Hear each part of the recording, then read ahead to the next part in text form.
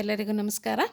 ನಾನಿವತ್ತು ಕಪ್ಪು ಉದ್ದು ಅಥವಾ ಕಪ್ಪು ಉದ್ದಿನ ಕಾಳನ್ನು ಇಡೀ ಉದ್ದಿನ ಕಾಳನ್ನು ಬಳಸಿ ಒಂದು ರೆಸಿಪಿಯನ್ನು, ಸಿಂಪಲ್ ಆ್ಯಂಡ್ ಈಸಿ ರೆಸಿಪಿಯನ್ನು ಕಡಿಮೆ ಸಾಮಗ್ರಿಗಳನ್ನು ಉಪಯೋಗಿಸಿ ಮಾಡೋವಂಥ ರೆಸಿಪಿಯನ್ನು ಈ ವಿಡಿಯೋ ಮೂಲಕ ತಿಳಿಸ್ಕೊಡ್ತಾ ಇದ್ದೀನಿ.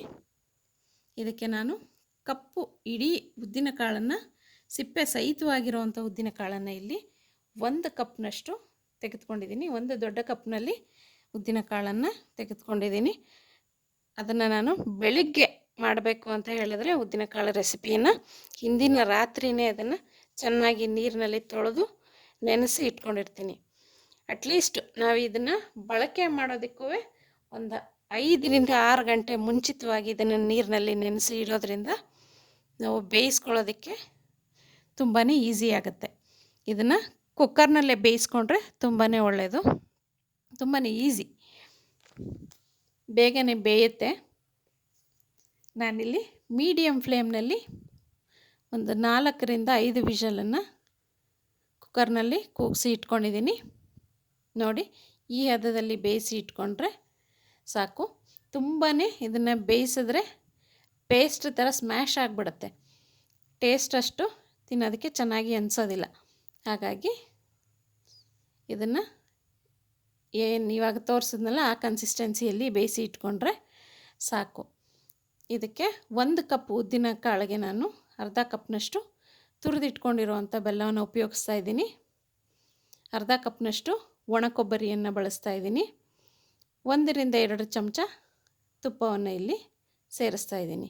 ಇದಿಷ್ಟನ್ನು ಹಾಕಿ ಒಂದು ಒಳ್ಳೆ ಮಿಕ್ಸನ್ನು ಕೊಟ್ಟರೆ ಉದ್ದಿನಕಾಳು ರೆಸಿಪಿ ರೆಡಿ. ಸಾಮಾನ್ಯವಾಗಿ ಹೆಣ್ಣು ಮಕ್ಕಳು ಋತುಮತಿಯಾಗಿರುವಂಥ ಸಮಯದಲ್ಲಿ ಈ ಉದ್ದಿನ ಕಾಳನ್ನು ಕೊಡ್ತಾರೆ. ಮೊದಲು ಋತುಮತಿ ಆಗ್ತಾರಲ್ಲ, ಆ ಟೈಮ್ನಲ್ಲಿ ಈ ಉದ್ದಿನ ಕಾಳನ್ನು ಹೆಣ್ಣು ಮಕ್ಕಳಿಗೆ ಕೊಡೋದ್ರಿಂದ ಅವರ ದೇಹದ ಬೆಳವಣಿಗೆಗೆ ತುಂಬಾ ಉಪಯೋಗಕಾರಿಯಾಗುತ್ತೆ.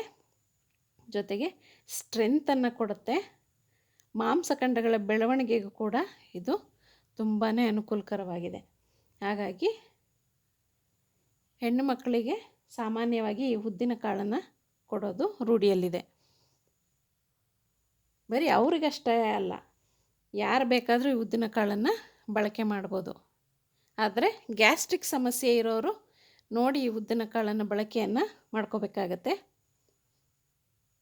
ತಿಂಗಳಿಗೆ ಒಮ್ಮೆ ಅಥವಾ ತಿಂಗಳಿನಲ್ಲಿ 2 ಸಾರಿ ಇದನ್ನು ಉಪಯೋಗಿಸ್ಕೋಬೋದು.